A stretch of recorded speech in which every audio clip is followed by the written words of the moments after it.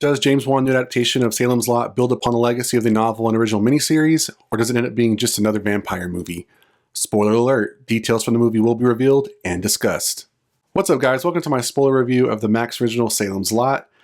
I want to preface by saying I am familiar with Salem's Lot. I know it's a Stephen King novel, and I recognize the original miniseries poster and cover, but I have not read the book, nor have actually seen the original miniseries or the following sequels and adaptations. So I'm watching this movie, or watch this movie, as strictly as someone brand new to the franchise and coming more from the just from a perspective of a casual viewer or someone who likes horror movies. So just kind of want to preface with that, but let's get to my review. So first up, I want to talk about what I liked. Let's start off with the positive, right? Let's start with the positive.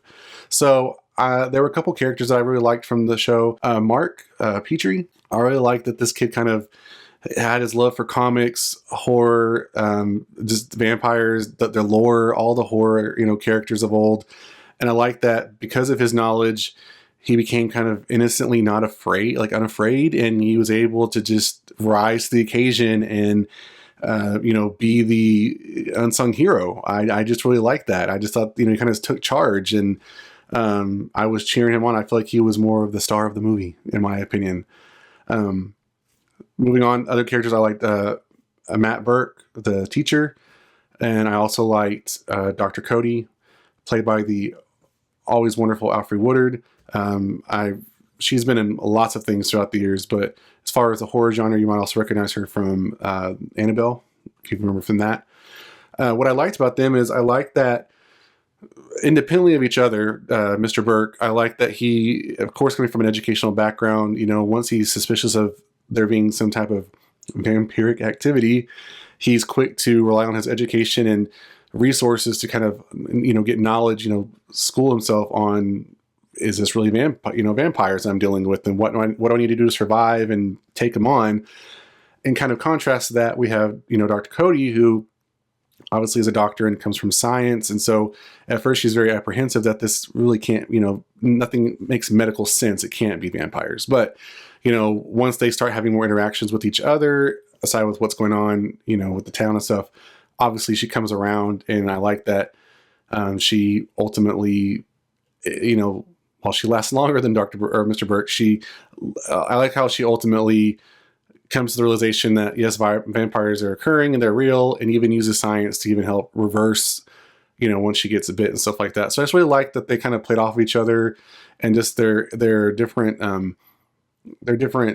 experiences and perspectives of how to handle the vampire situation. There were quite a few scenes that I liked from the movie. I think this movie did a really good job of, imagery and visualizations and stuff like that. One of them being like Ralphie's kidnapping. I liked the scene where we see the boys walking through the forest. First thing that came to thought, though, I was like, how far is their house from the school? I was like, geez, these kids feel like they've been walking forever. Even after Straker, given the time to the aspect, I mean, this seems to be, if you watch like other movies like The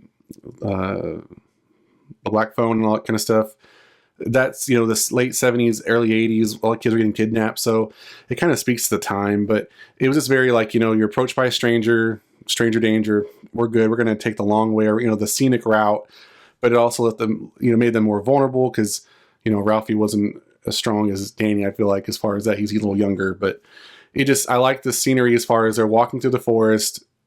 It's obviously getting dark, but just, you can see the two boys, one after the other, and then you see Stricker approaching from behind very casually at first and picking up momentum, and then he grabs them and goes. And then it was a good, from the side view, kind of seeing how things played out, and I really like that. Another one was Ralphie's mom in the mortuary.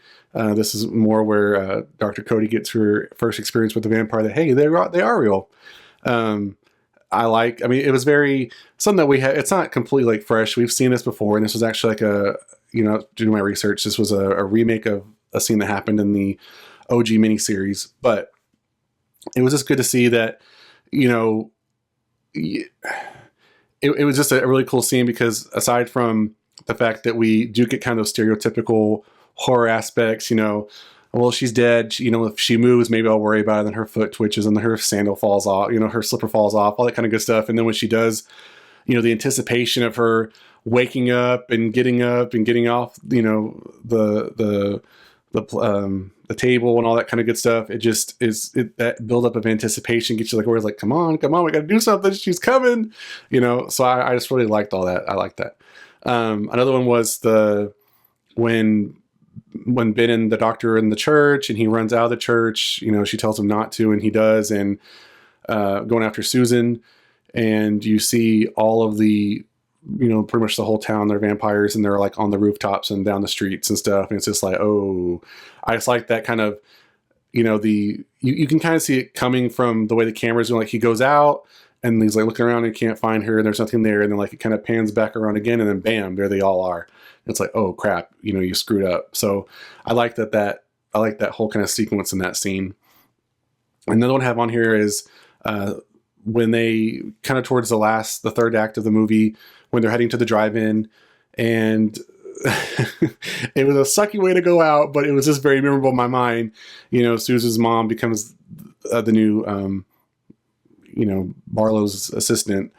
And so she'll do whatever she needs to protect her daughter now that she's turned to a vampire. So as they see them approach, you know, Ben and Mark and the doctor approaching the various cars where they're, you know, slumbering in the trunks, Susan's mom ultimately takes the doctor out with a shotgun and like, you know, propels her away. So it was just a very, obviously in my mind, I remember that scene. So it was very profound, but I was just like, damn, how could you do Alfred that way? But that's what I liked from the movie taking away. That's what I'm going to remember.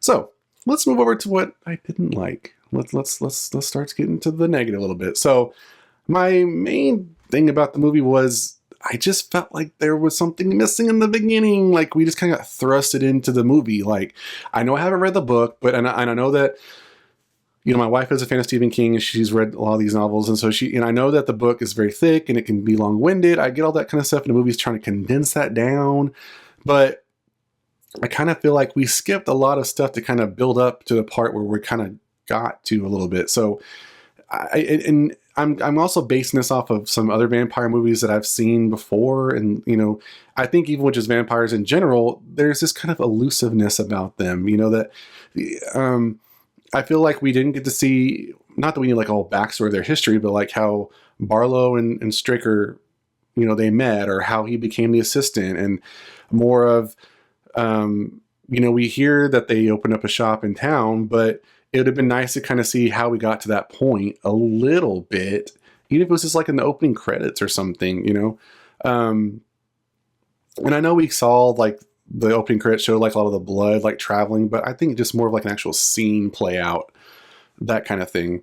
I also think that I feel like with some of the vampire movies, like, you know, Barlow is very secretive, right? Like he's, like I said, very elusive. So you don't get to see him a whole lot, or when you do see the vampires, they're, you know, if they can't be out in daylight, they're very like covered up, or you only see them like at dusk and at night, and they're doing very mysterious things. And so it would be kind of cool to see him be more present with the town and certain people to better, you know, convince them to come to his side, or, you know, be more deceptive, or if that kind of makes sense. That's what I feel like we kind of missed, and it was just bothering me that we just got thrusted in and told the story from that point forward, because I feel like we were missing a lot of that. So when we did see Barlow, other than at the very beginning, coming out of the crate talking to them, you know, the mover guys, it just didn't seem like that was it. And then like more towards the later middle and third act, it was like we just missed a whole part of it. They didn't give us that. I mean, I'm going to talk about it and this right now, but it, you know, given how things play out in the movie, it could go a different way. But I kind of feel like sometimes this maybe should have not have been a movie and should have stuck with the miniseries format.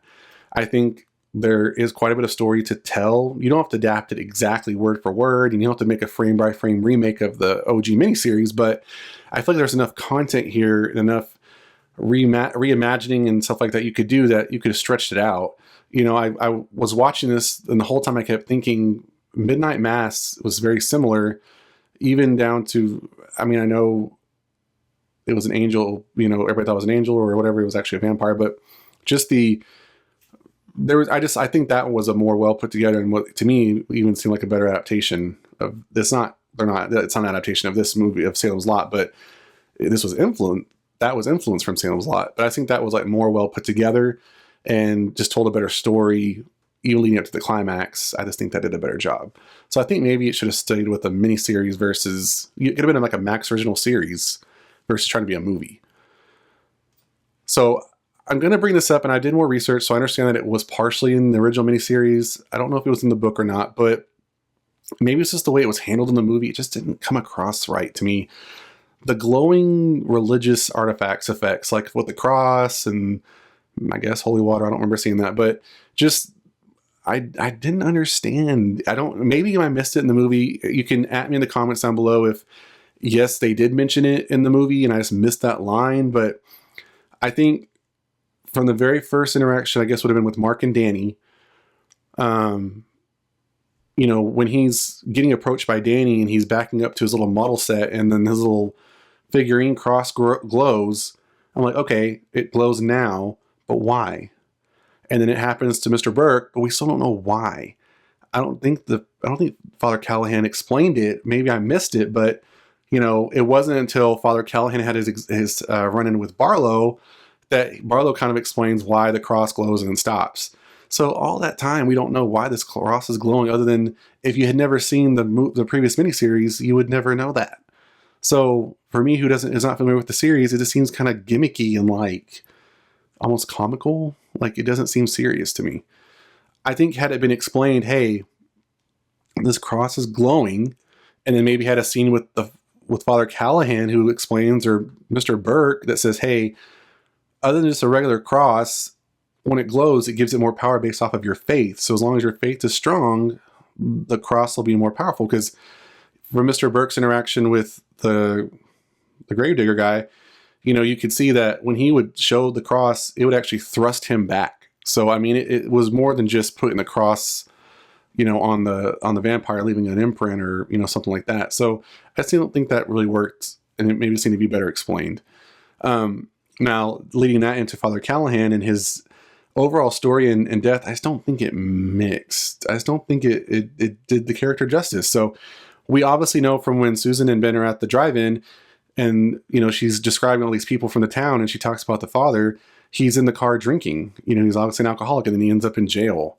And it seems to be like a normal occurrence for them. And, a lot of people go to church and all that kind of stuff. So it just would be more, I think it would have been better for the character if we learned why, like if something had happened to him, and then that kind of, gave us a better understanding of why he's not as strong in his faith. You know what I mean? That kind of thing. Because then when he has his interaction with Barlow and he can't keep the cross glowing, it's like, but why?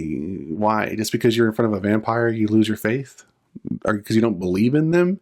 That just seems weird. I mean, heck, even there's been other horror movies where that's come into play, and usually, the men of cloth and faith, they stay strong up until the very end.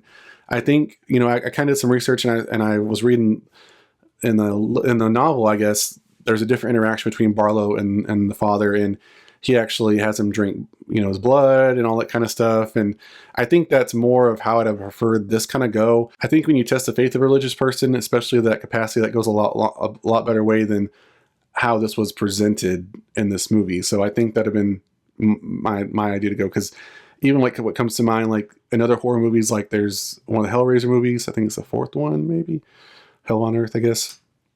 There's a part where Pinhead goes into a church and like he feeds the pastor with a piece of his flesh, to kind of mimic the flesh of God, Jesus and all that kind of stuff. And then he kind of mimics the cross, all that kind of stuff. But the whole point of all that is he does all that to kind of be more in your face and make a mockery of it. So I feel like Barlow could have done that too, and either turned him into a vampire or kill, he still kills him, but you get what I'm saying, that kind of thing. It would have hit closer to home. Something else I didn't like was the whole kind of explanation of the town becoming more, less and less people being around, and it just basically being taken over. I feel like we miss key scenes actually seeing the town being taken over and the different interactions between either Danny and some of the people or Barlow or whoever, and the other townspeople being taken over and turned into vampires or being slaughtered. We just kind of miss it all together. So other than show us our main heroes, you know, going throughout town every now and then showing them less and less cars around. That's all we seem to learn. So I just, you know, thought, heck, well, again, we're skipping through a bunch of stuff. I feel like we need to see those scenes. That kind of also adds to the horror aspect of it, so we can get more of those deceptive, grotesque scenes. That's what we want. That's what we want to see. So, in saying that, I kind of want to talk about the movie's identity a little bit, because like I was kind of teasing in the beginning, Mark was one of my favorite characters of this whole movie, and I think he kind of stole the show and was really our hero. I feel like that gives the movie an identity crisis, though, because it depends on how this movie is trying to go. If it's trying to be a more serious horror movie adaptation of King's novel, then Ben should have been our hero. Or if it's going to go more of the Stranger Things route, it's either Mark or more of a Ben Mark pairing, and I don't think the movie did a good job doing either or. The story would have been better if it was, I think, told from Mark's perspective rather than Ben's, the way this movie played out, given how much Mark did, I think, more of the heavy lifting than Ben did. Like I said, I had no problem with Lewis Pullman as Ben, other than he just made a lot of poor decisions in the heat of the moment and is constantly being saved by other characters rather than being the main hero of the story. And it's really bothered me. So I feel like if you're going to go with Ben, then it should have been more of like a more serious toned movie and less about Mark doing certain things other than just helping when needed and just being rescued, versus having Mark do all the heavy lifting and being more of a Stranger Things type film. But that's how I saw that. So I feel like it gave the movie an identity crisis in that sense. And saying all that, what I didn't like in the movie identity, this made for me the movie feels like any other vampire movie. It just, now what I feel like is ironic here is the OG Salem's Lot took, I think, some inspiration from, of course, vampire movies have passed, like, you know, Nosferatu, as far as overall look and stuff like that in itself. Also, though, it inspired other vampire movie franchises, including Fright Night and The Lost Boys, and even, like I said, the Midnight Mass Netflix series. So this movie, while a remake, had the opportunity to pay homage to the original while adding some modern flair, and it just feels like any other movie. It lost what made it unique, and that's sad. It's disappointing to me also that since James Wan is like quote unquote Prince of Horror, he's made like The Conjuring, Insidious, the Saw series. He's worked on all these franchises and typically produces great movies. This movie just feels more in line with some of his later projects, which haven't been so great in my opinion, like Night Swim and Malignant. I'm like, James, what are you doing, man? And it gives me concern because, you know, The Conjuring 4 coming up, another Insidious movie. It's just like, what are you doing? And saying all that, this definitely feels like a Max movie, which is sad. I think, given Salem Lot's cult following over the years, it could have had a real chance at the box office had it been better put together. If it figured out what kind of movie it wanted to be and focused on that, whether it wanted to be a dark modern remake or a family-friendly or Stranger Things type movie, both could have been commercially successful if it just picked a route and stuck with it. And I think if it was given more story and quit, didn't rush through it, it would have done a lot better that way too. So should you watch it?